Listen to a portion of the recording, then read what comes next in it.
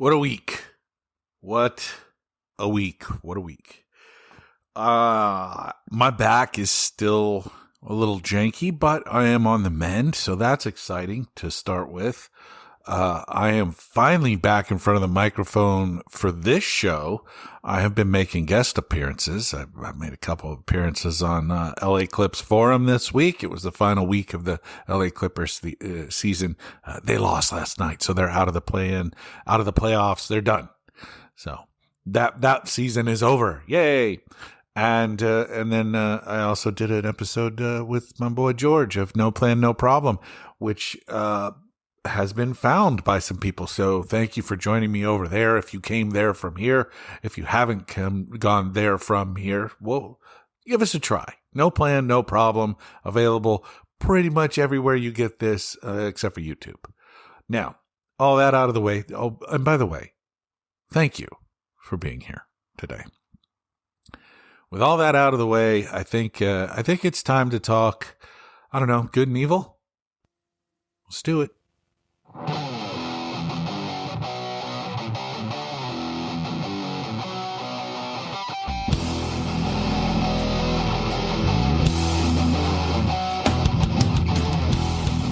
Might have a bit of a problem with my audio today. Well, we'll see. Welcome back to Trent Takes On 2.0. I'm the Trent from the title of the show. This is the second iteration of this show. The first one had like 120 odd episodes. Right now, I believe this is episode 90 something, late 90s, so something 96, 97, somewhere in there of this iteration. So that's kind of cool. Almost to 100 episodes of the second version of this show. I wanted to talk this week about something that's just right out there in the open that, I don't know, we just don't talk about for some reason. I guess. I don't know. I talk about it. I talk about it all the time. It's good and evil and leadership, and why the fuck do we need to talk about good and evil in 2026? Oh, that's right. Since Easter, the Mad King has continued bombing. He's threatened genocide, blah, blah, blah, all kinds of horrible shit. But the thing that's like really blown up that he's done was dumb and dumb was a Truth Social post of AI slop, an AI slop generated image of Trump as Jesus Christ healing someone with a bunch of other non-Christian bullshit going on around him. You know, there's a Statue of Liberty. There's a jet fighter flying by, an American flag over the fucking Capitol. Anyway, it's AI slop. It's garbage. But it's also blasphemous, and depicting yourself as God is, I'm pretty sure it's the definition of blasphemy. Anyway, he posted this thing for his millions of followers, and of course it was screenshotted, and the internet lives forever because that's how it rolls. And suddenly, between that and a war that he picked with, not Iran this time, with the Pope and by extension the entire Catholic Church, this has been in the news a lot over the last few days, and it caused me to think or be reminded of my feelings about Donald Trump, but really at the heart of it, I think he's an idiot. I think he's a fool. I think he's stupid. He's also very mean. But at the end of the day, the word that I would use to describe him, if I had to describe Donald Trump in one word, it would be evil. It is evil to hurt people, to know that you're hurting people, and to not care. And that is his life. His entire life has been like that. He does not care what happens to anyone else. Just himself. Anybody else, he could burn. Doesn't care. Does not care. His quote unquote spiritual advisors, all these people who gather around him and pray for him, pray to guide him, blah, blah, blah. They are making this worse because they are giving him this sense that even though he doesn't actually believe in any kind of God that we're aware of, he pretends to be a Christian. He pretends.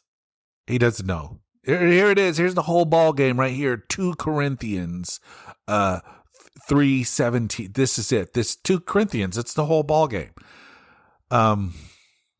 That's not, nobody talks like that. You don't know what you're saying. Which one's your favorite Bible verse? Oh, all of them, I guess. I don't really have a favorite. All of them. Yeah? Really? Okay. He doesn't go to church. He just doesn't go. He doesn't go.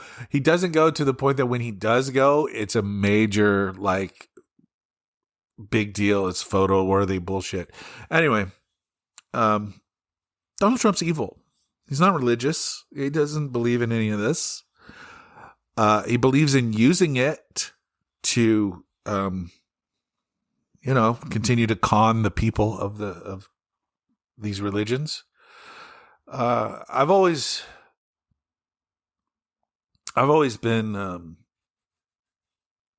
anti-organized religion, more pro-spirituality. I think you should have faith in something bigger than you because it gives you perspective. If I've never met an atheist that didn't have a serious ego issue or wasn't a total asshole, like just downer. So if you have perspective, like the world doesn't revolve around me, that makes you a better person in my book because you understand it ain't all about you. Even though, your brain and your actions, you're the only thing you can control. But the rest of the world is operating the same way. If you can understand that, well, that's good. That's a good thing. And if you care about other people and the way they feel, well, that's a good thing too. I don't like organized religion because it doesn't really give you a whole lot of freedom. It doesn't give you a whole lot of independence. It doesn't give you, a lot of leash to run on, if you will. And organized religion can be perverted. It can be used as a tool, as a weapon to control people. And we have thousands of years of proof that that's what's going down. That organized religion is at times used to control people. And a lot of times there are people in organized religion who are abusing their position. We see that time and time again. The Catholic Church is very notorious for abuse, but it's not just the Catholic Church. It seems like every week you can read about some Sunday school pastor in, South Carolina, some evangelical dude who's been, participating in child porn or child sexual abuse. It seems like this happens all the time, every week. It is not a Catholics only thing. It is an abuse. And I fucking hate that. It's so gross. It's evil. Okay. What Trump does using Christianity as a weapon or as a means to help him control others is just as cynical and gross and evil as anything else. I mean, improper use of faith is so, it's just beyond the pale for me. We don't often call out Donald Trump for being evil. when most of the things he does are malevolent. They're evil on their face. Everything from the way they've decided that they want a budget. They want more money for bombs and jets and drones and weapons of war. And they're going to take that money from healthcare and food assistance and other types of social programs. It's a statement of their priorities that bombing others, that inflicting pain and death and destruction on others is more important than caring for the American citizens who give that government the power to act and the money to act. The Trump budget that was just handed down, I think it was last week or the week before, it's a non-starter. It's just not going to happen. There's no way they're going to get Democratic support for it. It's just zero chance of that. We can't get a check on this Mad King and his cronies fast enough. The midterms are still 6.5 months, 7 months, almost 7 months away. And they can't come fast enough. They just can't. We have got to have a check on these people. The war in Iran continues to rage. It continues to go on. It's in this weird, we're not actually shooting at each other, but we're behaving like total asshats.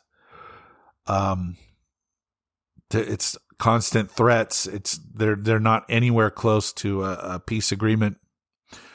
Now Iran, who has blockaded the Strait of Hormuz, is being assisted by us in further blockading of the Strait of Hormuz, which is something that we want open. So we're blockading it. Anyway, there's a bunch of idiots in charge of this war, a war of choice, a war that was not approved by the representatives of the people. That's what we call Congress. The commander-in-chief is supposed to take his orders on what to do from Congress. And then they do that to the best of their abilities. Now, that's the way it used to work before Republicans destroyed everything, because that's what they do. But this war is immoral. It is evil. It has no point. We don't even know what are they doing? I've heard so many different explanations, and I don't buy any of them. I think it's just being evil for being evil's sake. I find the bloodlust pretty gross, and I would imagine if you're listening to this, so do you, because it's pretty gross. The war with the Catholic Church is dumb. Telling the Pope to stay in his lane on matters of war and peace. For hundreds of years, when kings have gotten out over their skis,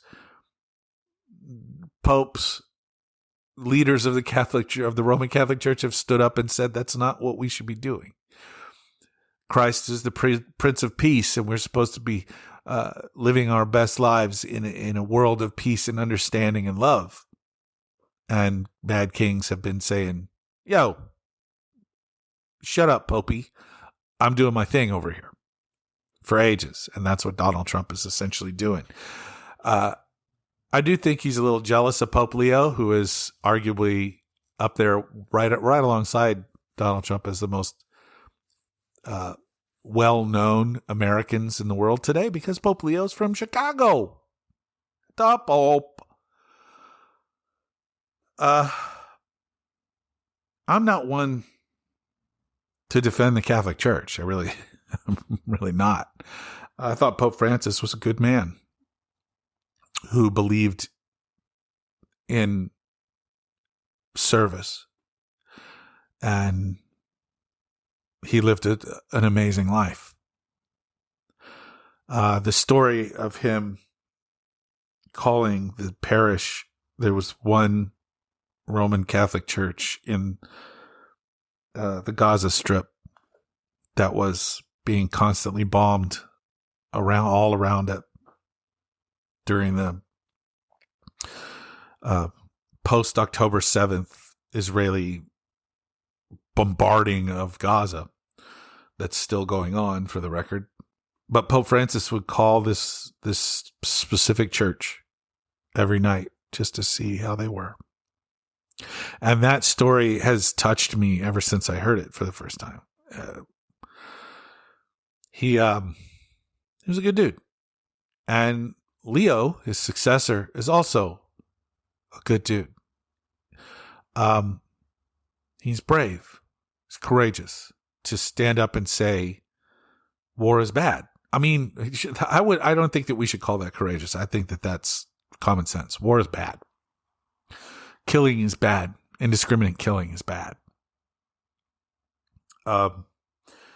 Calling out the Pope for quote unquote getting involved it's a flex, all right. There are 1.2 billion Catholics in this world, and even though the Catholic religion is Catholic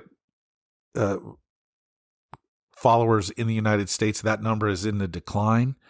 That number is in a massive growth in Asia and Africa. It's one of the faster growing religions in the world. Catholicism is important. The lessons you can learn are important. The Pope in this situation is on the side of good, saying that hurting each other is bad. I don't know why that's controversial. Is it just because he's standing up to Donald Trump? I saw a comedian. Well, I saw a clip of a comedian. I didn't see the comedian. I saw a clip of the comedian who did a bit, and I wish I could credit him for this because it's a funny bit.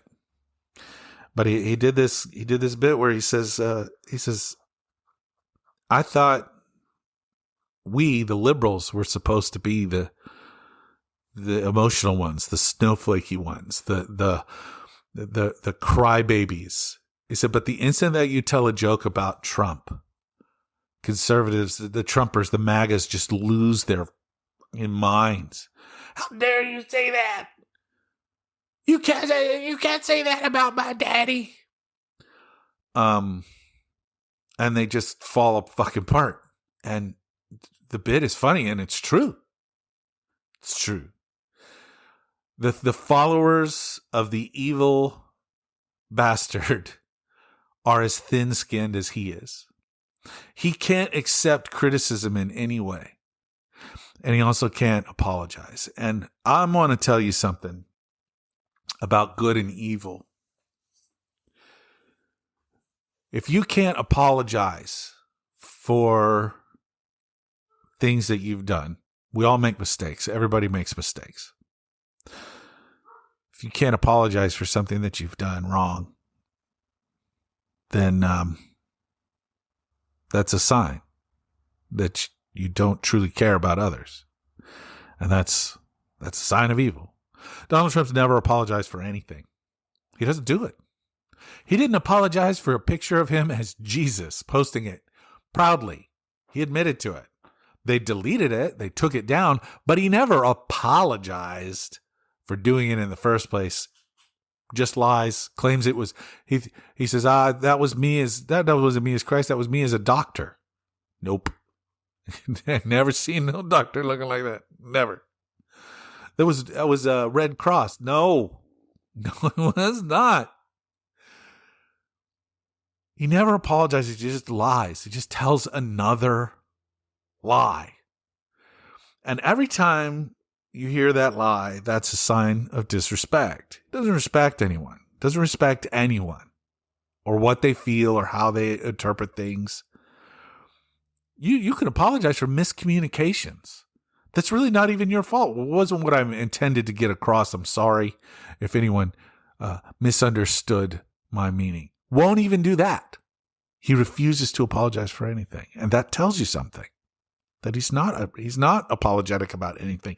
And that the things that he does, he owns. The people that he's threatened, the situations that he's made worse. The old, oh, you can't take Trump literally. Yes, you can. Because he says literally what he means. All the time. If he says he plans on destroying a civilization, that's his plan. It's not, well, I could, but I'm not gonna. It was, if they don't do what I want, I'm going to bomb them to the Stone Age. He's used that one a few times too. He means that shit. That's evil. It's also a war crime. All of this is it's so precarious. It's such an incredible moral test of all of us. People who have some sort of power in this situation, that power being your vote. You can vote to support all of this crazy bullshit. You won't, because you're listening to me. I appreciate you so much. You're going to say this bullshit needs to be checked and it needs to be dialed down, and all of this needs to end. This chaos and madness needs to end. That's what a vote against this regime is. I wanted to talk about good and evil, and I wanted to talk specifically about one other thing that happened in the last week. And it was last weekend. In the country of Hungary, Viktor Orban, an authoritarian dictator who'd been in power for 16 years, who had rigged every system in his favor, was voted out by the people in a massive, massive landslide. Peter Mayer, the guy who was elected, is a former conservative. Well, he's a conservative too. He's just not an authoritarian conservative. And Mayer ran on fixing their economy and making it non-oligarchical. What's called easy for you to say. Oligarchy. Fuck all. My brain is not, my mind won't make the word. Anyway, kleptocracy. And then there's the next one, that one. Ruled by these billionaire criminals. One of the first things that this Mayer's doing is taking apart the state-run media, the propaganda arm of the Hungarian government, and handing that back to independent news outlets, independent media, because you can't have a democracy if the media is run by, the government. And that we're seeing that here, that the government's trying to run more and more of the media to control their narratives. But Orban was ousted, and he had to concede because he was beaten so badly. And it was a sign. It was a sign that the good people of this planet, the good people of Hungary in this case, stood up to a dictator and refused to be ruled anymore. And that's important. It's their country. And if Mayer doesn't do a good job, they'll replace him too. Especially now that they know they can do it. I watched a lot of footage of the parties in the streets of Budapest and other cities in Hungary as they celebrated taking down a guy who'd been in charge for 16 years, who had ruined their economy, who had acted as a puppet in Putin's name. He was modeling the Hungarian governance off of what Putin does in Russia. criminal billionaire oligarchs being given, massive portfolios of the Hungarian economy to run and keep most of the gains for themselves. And now Magyar and his political party have a supermajority, and they can replace judges and start to undo this corruption, which was really the problem. And what is at the heart of our problems here in the United States is also corruption.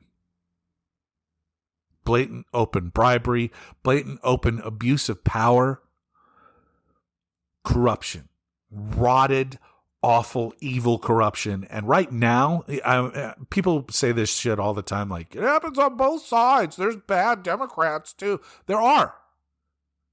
But we are not seeing anything on scale like we've seen in the past. This is a brand new level of brazen corruption and abuse of power. I mean, and it ain't close. It ain't close. And the closest thing we've ever seen was Nixon and his Republican cronies who did similar shit on a much smaller scale back in the early 70s. What Republicans are doing right now is evil. They are breaking the system and hurting people knowingly. Between their wars and stealing benefits from people who are American citizens, taking away popular programs like supplemental nutritional assistance and Medicaid for tax cuts for their billionaire buddies, that's evil on its face. Destroying the United States Aid Department, USAID, kills hundreds of thousands of people by taking away aid that we were giving them. Aid that cost us next to nothing in the grand scheme of things. Also, Elon Musk could feel better about himself. SpaceX is about to have its big initial public offering, and it's estimated that it's going to make Elon Musk the world's first trillionaire. Now, I don't believe billionaires should exist, so how do you think I'm going to feel about a trillionaire? How much is enough? If your soul is a black hole, if it's a black pit of despair, if it's just a black hole that just sucks everything into it, then it's never going to be enough. You're never going to be able to fill that hole. It's never going to fill. That's evil. Just absorbing all of this wealth, all of these resources so that other people don't have them. Because you can't possibly use them all. You can't possibly use all those resources. It's just not possible. Even handing it down to generation after generation after generation.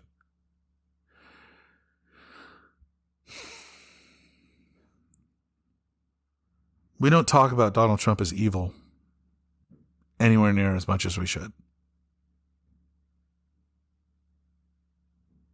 But man, he shows us every day how evil he is. If we're willing to call it out, the man doesn't care about anyone but himself. He doesn't care who he hurts. In fact, I think he kind of takes a lot of glee out of it. Again, evil, gross. We're going to rid ourselves of this evil, my friends. We're going to do it. We're going to take back some power. We're going to put him back in check. But man, it can't come fast enough. Because the amount of damage that's being done on a daily basis is outrageous. And it won't be long before we're going to need to have our people in the streets the way the people were in the streets in Hungary in the weeks leading up to this election, telling them we're not going anywhere. This is our country. And we're taking it back. And they did. And so will we. With that, I'm going to be done for the day. I don't know when George and I are going to sit back down and do another No Plan, No Problem. I'm sure it's going to be soon. And when we do, I usually record one of these as well. I kind of like just set this up and then do one of these, and then we do that one. So there may be another one of these coming this weekend, Friday, Saturday, Sunday. There may not. I don't know. In the meantime, thank you so much for being on this journey with me and sharing your time with me. I appreciate it. I can't say how much I appreciate it. It really makes me feel like I'm doing my best to put a good foot out there, and you all give me that affirmation and keep me going. Also, be good humans. It's the least we can do. Practice the little kindnesses, because it's really important that we remember how everyone is struggling in some way. I guess unless you're a billionaire. I don't know how they live. I'll be back before you know it. And like I just said, be good humans, okay? Until next time.